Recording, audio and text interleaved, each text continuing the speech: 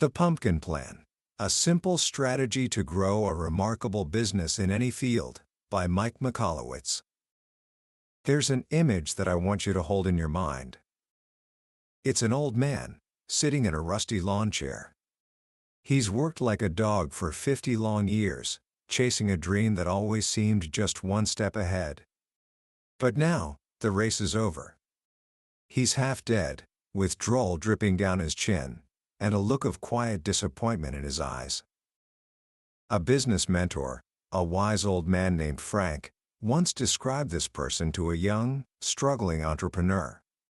He called him that old guy with only one nut left, hanging out of his shorts. It's a crude image, I know. But it's a powerful one.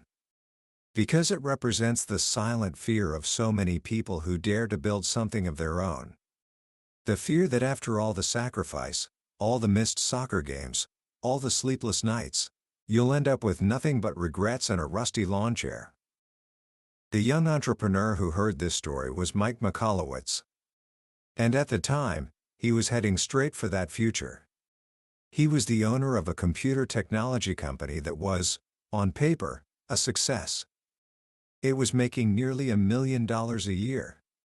But in reality, it was, in his words, total bullshit. His costs were so high, his stress was through the roof, and his receptionist was making more money than he was. He was a slave to his own business, trapped in a never-ending cycle of sell it, do it, sell it, do it. He was working his tail off, but getting nowhere. He was on the fast track to becoming that one-nut drawl factory. What you're about to hear today is the story of how a half-ton pumpkin saved his life. It's the story of a simple, almost laughably obvious strategy that most entrepreneurs completely ignore. By the end of our time together, you will understand the secret formula that allows giant pumpkin farmers to grow 1,000-pound behemoths, and how that exact same formula can help you build a remarkable, wildly profitable business that practically runs itself. This isn't about working harder. It's about working different. It's about learning to kill off the parts of your business that are holding you back, so you can nurture the parts that have the potential to become legendary. This is the Pumpkin Plan. Every great journey begins with a dream. And for most entrepreneurs, that dream is epic. You see yourself as a millionaire, at the helm of a mega successful company, living a life of freedom and impact. It's that big, technicolor vision that pulls you off the couch and pushes you to do something awesome. That's exactly how Mike Michalowicz felt when he started his first company, Olmec. He was young, ambitious, and fueled by the classic entrepreneurial cocktail of frustration and hope. He was tired of working for an asshole boss, convinced he could do it better himself. So, after a few too many drinks with a childhood friend, they did it. They quit their jobs and started their own damn computer services business. And almost immediately, the harsh reality set in. They had no clients. And worse, they had no idea how to get them. The technicolor dream was quickly replaced by soul-quaking fear. The kind of fear that whispers, "What if I fail?" in your ear all day long. So Mike did what most new entrepreneurs do. He started running. He knocked on doors, literally. He went after any and every client, big, small, near, far. He said yes to everything, no matter how ridiculous the demand. Drive 6 hours to install a computer mouse? No problem. Give you a 50% discount and let you pay me in 120 days? Absolutely. Service your ancient computer system that's written in a language I don't understand? Sure, why not? He ran around like a Tasmanian devil. If he was awake, he was working. He had no pride. He slept in clients' offices to save money. He moved his family into a tiny apartment in a retirement building where the average age was somewhere between 80 and dead. And it sort of worked. The company started making money. Decent money, then better money. But no matter how much revenue came in, there was never anything left over. He was still working from 5 in the morning to 9 at night, 8 days a week. The punishing grind never let up. After 4 years, he was a burned-out, unhealthy mess, with strange red splotches all over his face from the stress. To the outside world, he looked like a success. The Small Business Administration even named him New Jersey's Young Entrepreneur of the Year. A big bank offered him a $250,000 loan. But inside, he was broke, exhausted, and chained to his business. This is the entrepreneurial trap.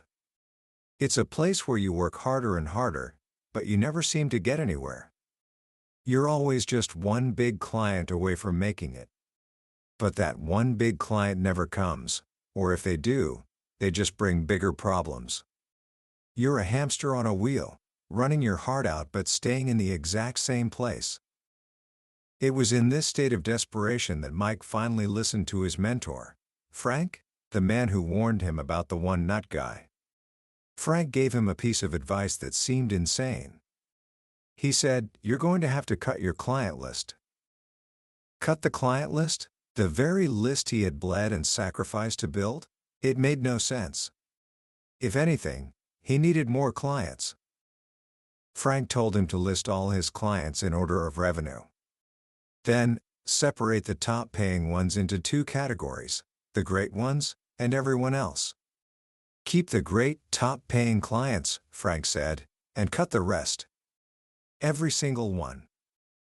This idea was terrifying. It felt like business suicide. Getting rid of clients felt like getting rid of money, of potential referrals, of security. But the alternative, ending up like the one nut guy, was even more terrifying. So Mike tried. Sort of. He fired a few of the worst clients, the real jerks. But he couldn't fully commit. He was still trapped in survival mode, constantly putting out fires, dealing with demanding customers, and juggling payments just to make payroll. The strategy Frank gave him made sense in theory, but he couldn't see how to apply it when he was drowning in the day-to-day chaos. And then, one day in October, a half-ton pumpkin saved his life. He was reading the local newspaper and saw an article about a farmer who grew a gigantic, prize-winning pumpkin. This wasn't just any farmer, he was a geek farmer, a man obsessed with growing mango pumpkins. He had dedicated his life to it. And in the picture, he was smiling like he'd won the lottery, perched next to the biggest pumpkin Mike had ever seen. How in the world did he do it? The article broke it down into a simple, 7-step process. Step 1. Plant promising seeds. You can't grow a car-sized pumpkin from a regular seed. You need a special seed from a previous champion. Step 2. Water, water, water. Give them everything they need to get started. Step 3. As they grow, remove all the diseased or damaged pumpkins. The weak ones have to go early. Step 4. Weed like a mad dog. Anything that isn't a pumpkin plant is a threat. It steals nutrients and sunlight. You have to be ruthless. Step 5. When the pumpkins get bigger, identify the strongest, fastest growing ones. Then, you do something that sounds crazy. You kill off all the other, less promising pumpkins. You leave only one pumpkin on each vine. Step 6. Focus all your attention on that one big pumpkin. Nurture it around the clock. Guard it like it's your most prized possession. Step 7. Watch it grow. In the final days, it grows so fast you can actually see it happen. As Mike read this, it was like a lightning bolt hit him. This wasn't just a formula for growing pumpkins. This was the secret formula for big-time entrepreneurial success. This was the missing link, the path from where he was to where he wanted to be. He immediately translated the steps into business terms. Step 1. Identify your biggest natural strengths. That's your prize-winning seed. Step 2. Sell, sell, sell. That's the watering. Get as many clients as you can in the beginning. Step 3. As your business grows, fire your small-time, rotten clients. These are the diseased pumpkins. Step 4. Weed out distractions. These are the new opportunities that pull you away from your core focus. Step 5. Identify your top clients, the strongest pumpkins. And then, fire the rest of your less promising clients. Step 6. Focus all your attention on your top clients. Nurture them. Protect them. Find out what they want more than anything, and give it to them. Step 7. Watch your company grow to a giant size. This simple metaphor made everything crystal clear. The fear-driven strategy of saying yes to everyone was actually stunting his company's growth. He was spread too thin, wasting energy on clients who made him crazy and would never make him rich. In serving them, he was taking precious time and energy away from the clients who could make him rich. He wasn't weeding. He was hardly watering his best clients. He was just constantly throwing more seeds on the ground, crowding everything out. Success, he realized, isn't a quantity game. It's a quality game. If he wanted his business to dwarf the competition, he had to become a freaky, geeky pumpkin farmer. He had to have the courage to cut away the weak to make room for the strong. This time, he committed.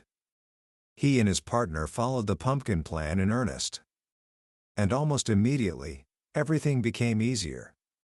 Their top clients felt like rock stars. Their employees were happier. Their bottom line started to climb. And for the first time in years, Mike felt like a real entrepreneur. The core idea of the pumpkin plan is this: ordinary pumpkins are always forgotten. Only the giant pumpkin draws a crowd and becomes a legend. The same is true for your business. The average are left to rot in the field. It's the most unique, the best, who win. And to become the best, you don't need to do more. You need to do different. You have to think like a pumpkin farmer. So, how do you find your own giant seed? This is the foundation of the entire plan. A prize-winning pumpkin starts with a prize-winning seed. And in business, that seed is your sweet spot. Mike Michalowicz visualizes this with a simple diagram of 3 overlapping circles. Where they all intersect in the middle, that's your Atlantic giant seed, the core of your remarkable business. The first circle is your top clients. These aren't just the people who pay you the most. They're the people you love working with. They respect you, they communicate well, and they have reasonable expectations. If you were stranded on a desert island and could only bring one client with you, who would it be? That's your top client. They are the people who get you. The second circle is your unique offering. This is what makes your business different from all the others.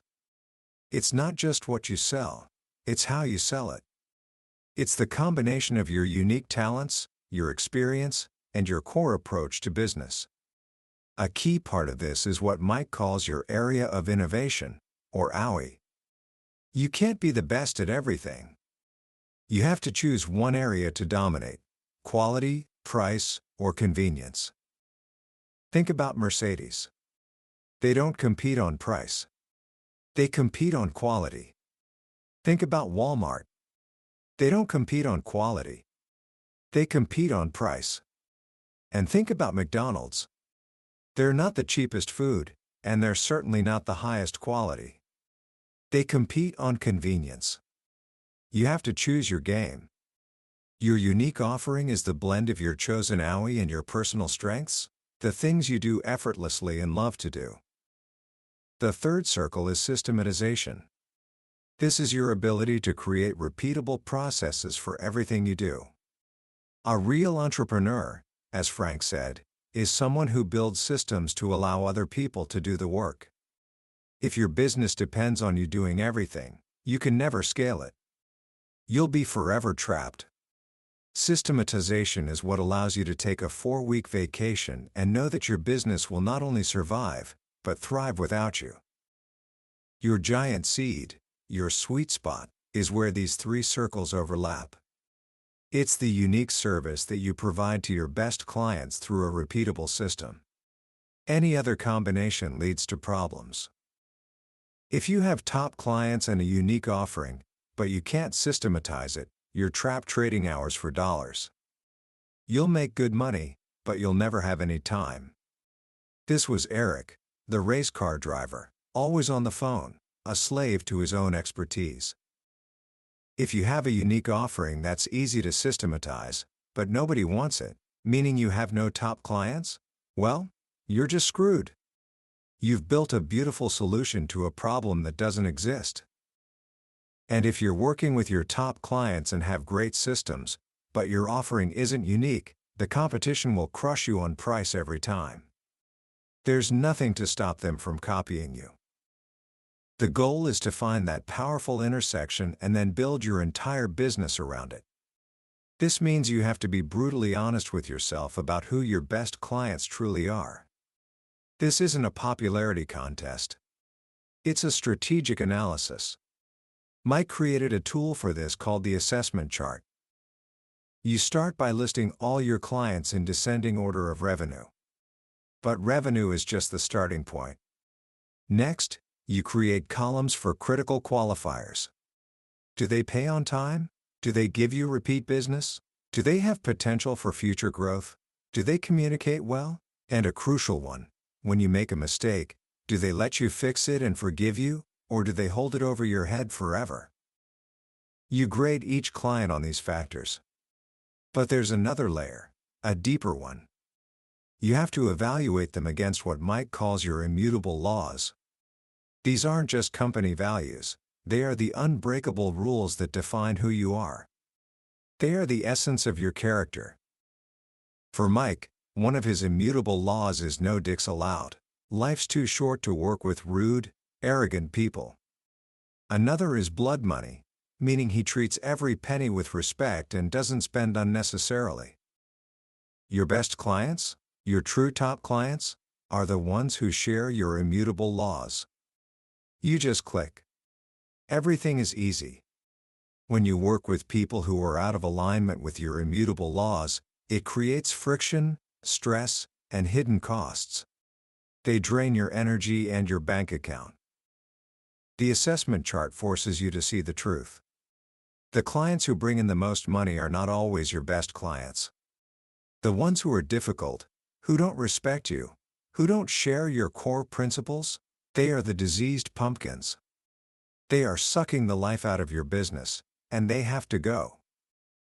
And this brings us to the hardest, but most liberating, part of the plan: the kill. Pumpkin farmers know that to grow a giant, you have to be merciless. You can't feel sorry for the little pumpkins. You can't think, maybe it'll grow big one day. You can't keep them around just because they make the patch look fuller. You have to kill them. Fast. In business, this means firing your bad clients. And not just the ones who make you cringe. It also means firing the ones who just aren't a good fit. You might be tempted to skip this step.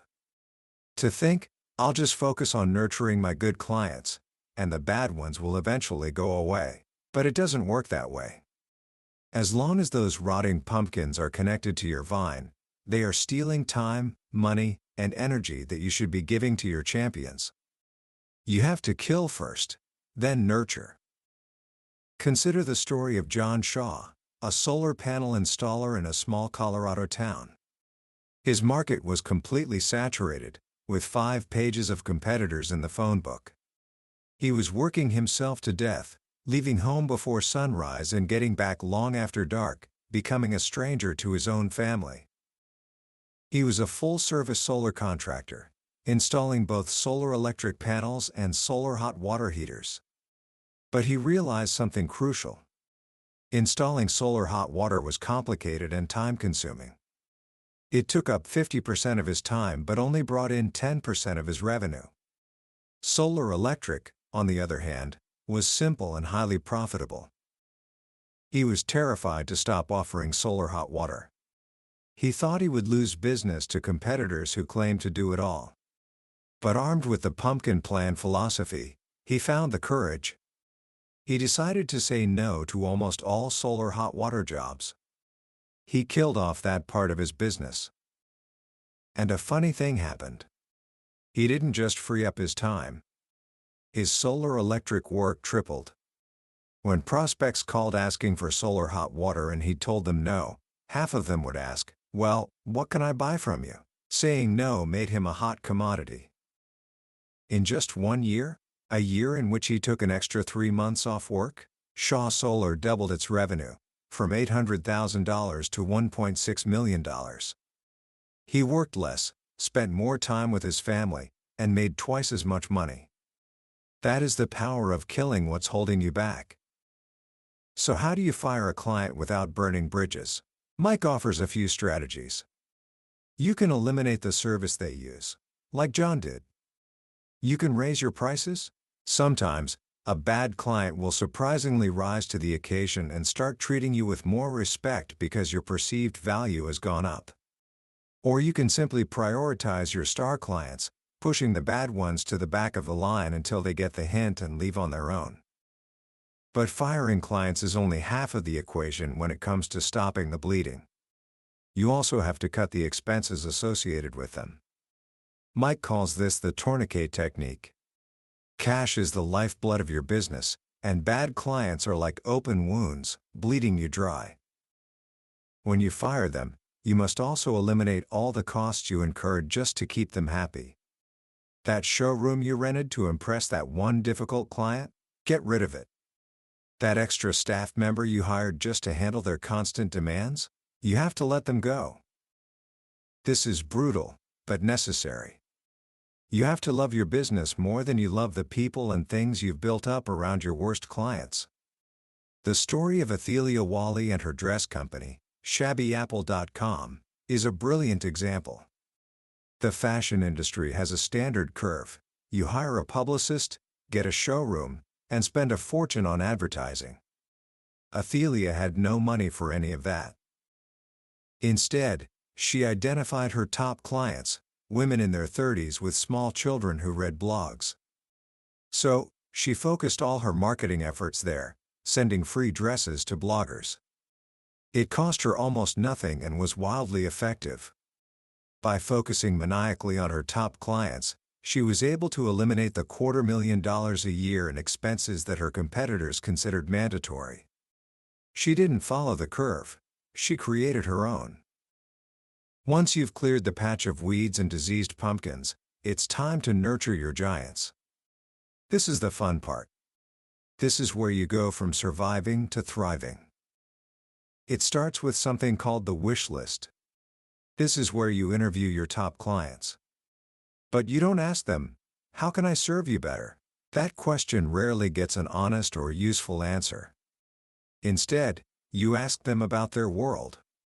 What's the biggest frustration in your industry? What do you wish vendors in my industry would do differently?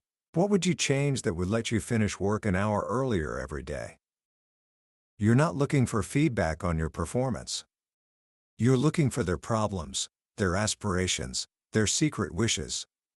Because behind every complaint is an opportunity to innovate. John Shaw, the solar guy, did this. He listened to his prospects and heard their biggest frustration. They couldn't afford the upfront cost of installation, even with government rebates. So he came up with a solution. He started offering temporary loans to cover the rebate amount.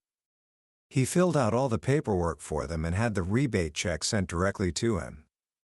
It was no risk for him, and it solved his client's single biggest problem. He became the only solar installer in his area who did this.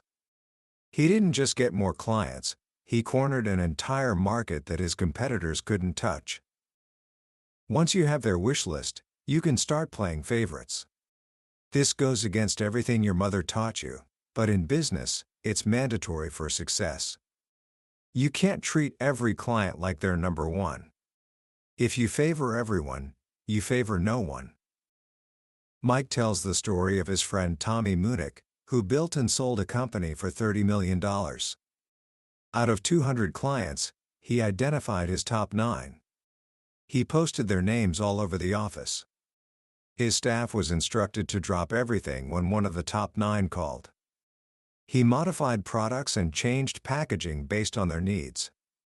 The other 191 clients still got good service, but the top 9 got all the love. The business thrived. When he sold the company, the new owners came in with a smarter rule: treat everyone as if they are the best client. They took down the top 9 list. And in less than 2 years, the company went out of business. The old saying, "The customer is always right," is wrong. The truth is, the right customer is always right. And you should do everything in your power to serve them. A powerful way to do this is with a technique called under-promise and over-deliver, or UPOD. When a client asks for a timeline, figure out how long it will take, and then add a 10% buffer. If you can get it done in 5 days, tell them it will take 6. Then, deliver it in 4. The psychology is simple but profound. You've turned a standard transaction into a delightful surprise. You've wowed them. The key is to do this consistently, but not predictably. Over-deliver 90% of the time. The other 10%, deliver exactly on time. This prevents your over-delivery from becoming the new expectation. As you nurture your top clients, you'll find that your business starts to grow faster than you can handle alone. This is where most entrepreneurs get stuck again. They can't let go. They think no one can do the work as well as they can. And this is where you have to make the leap from being a doer to being a builder. You have to systematize. Mike calls this the airline safety card method. Think about that laminated card in the seat pocket in front of you on an airplane. It has to be understood by everyone: kids, adults, people who don't speak the language, people who can't read. And in an emergency, they have to be able to execute the instructions perfectly. It is a masterpiece of simple, effective system design. Your business systems need to be that simple. You have to break down every critical task you perform into easy-to-follow steps that anyone on your team can execute. This is a tedious, painstaking process. It might take you 10 hours to build a system for a task that takes you 10 minutes to do yourself. But once that system is built, you never have to do that task again. You've invested 10 hours to save hundreds of hours in the future. You've cloned yourself. But what about unpredictable situations? You can't create a system for everything. This is where you empower your team with a thinking system. Mike developed the 3 questions that every employee should ask before making a decision. Question 1. Does this decision better serve our top clients? Question 2. Does this decision improve or maintain our area of innovation? Question 3. Does this decision grow or maintain our profitability? The answer must be a definite yes to all 3, in that order. If not, the answer is no. This simple framework allows your team to think like you, to make smart decisions without you, and to always keep the business moving in the right direction.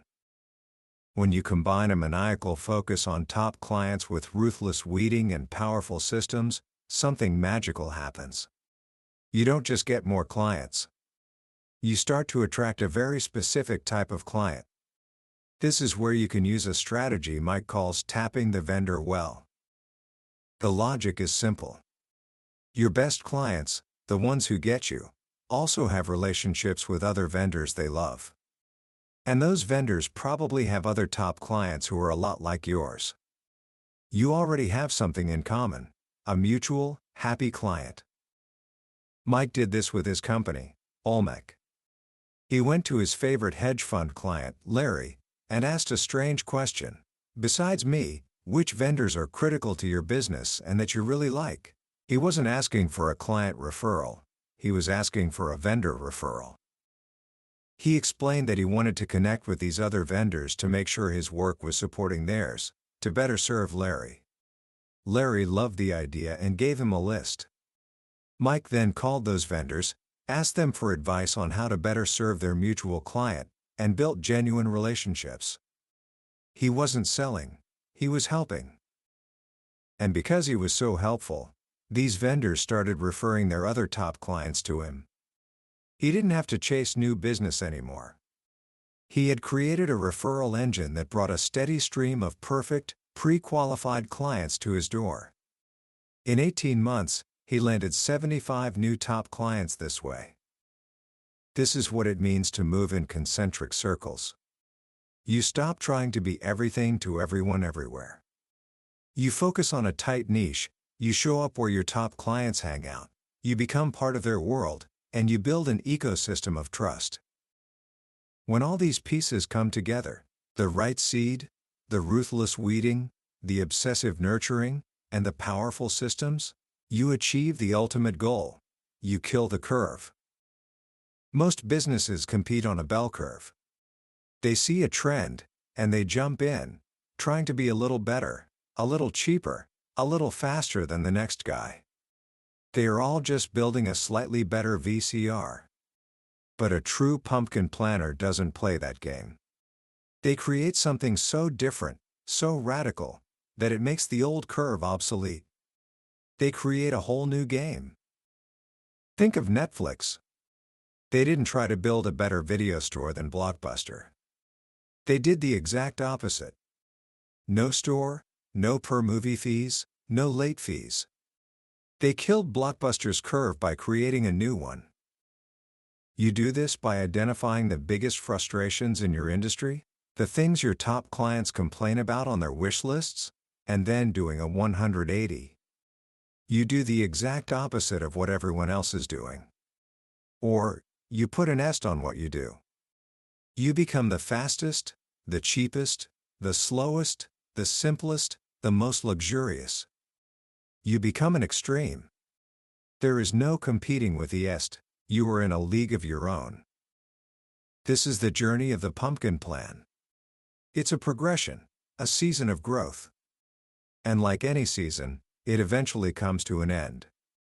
Pumpkins don't last forever. Even the giants eventually rot. And that's why the final lesson is to always be thinking about the next season. Once your business is big, strong, and running on autopilot, you have to extract a seed from that giant pumpkin and get ready to plant a new one. This might mean evolving your business into a new niche, starting a new curve, or even selling your company and starting over. Success begets success. Once you know the formula, once you've experienced what it feels like to grow a giant, you can do it again and again.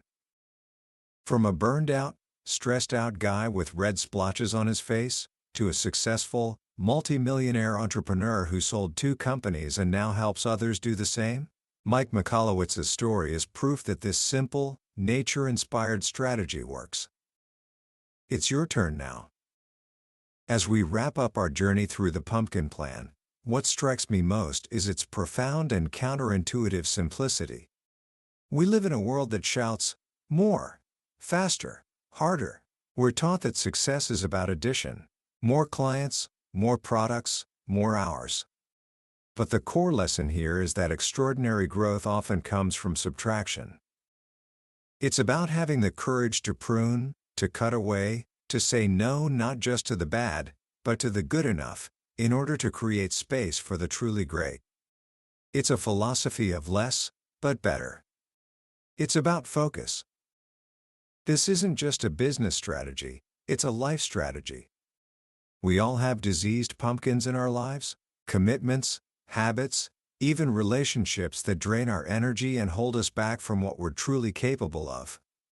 The pumpkin plan gives us permission to identify them, and the courage to remove them. The second powerful idea is the shift from being the hero to being the guide. So many entrepreneurs are trapped by their own competence. They're the star player, the one who has to make every shot. But you can't build a legendary team that way. The real work, the work of a true leader, is to create the systems, the airline safety card, that allow others to perform brilliantly without you. It's about moving from doing the work to designing the work. That is the path to real freedom. So, how can you start applying this today, in a small way? First, I want you to perform the one nut guy test. Just ask yourself, honestly, am I on the path to becoming that person Frank described? Is your work draining the life out of you? Is your dream turning into a nightmare? Just acknowledging the truth of your situation is the first, most powerful step toward changing it. Second, try a very simple version of the assessment chart. Tonight, before you go to bed, take out a piece of paper. On one side, write the name of the one client or customer who, when they call, makes your day better. The one you genuinely enjoy helping. On the other side, write the name of the one who makes your stomach turn. The one you dread hearing from. Just look at those two names. Don't do anything else. Simply acknowledging the difference in the energy they bring to your life is the beginning of wisdom. And finally, tomorrow, I want you to ask for advice. Call that favorite client, the one whose name made you smile. But don't ask for a referral. Don't try to sell them anything. Just ask them one simple question. Putting my company aside for a moment, what's the single most frustrating thing about my industry as a whole? And then, just listen. Don't defend, don't explain, just listen. You'll be amazed at the treasure you uncover. Growing a remarkable business, and a remarkable life, isn't about some complex, secret knowledge. As Mike Michalowicz discovered, the blueprint is right there in nature. It's about planting the right seeds, having the discipline to weed out what doesn't belong, and pouring all your love and energy into what has the potential to become truly magnificent. It's not about working harder. It's about growing smarter. That was a summary of The Pumpkin Plan, by Mike Michalowicz. We've covered the core strategies today, but I'll be honest with you, a summary can only take you so far. The real magic happens when you hold the book in your hands. It's in the quiet moments, when a particular story or a simple phrase connects with you in a way you didn't expect. This podcast is here to help you decide if this book is worth your time. If anything we've talked about has sparked something in you, I encourage you to grab a copy.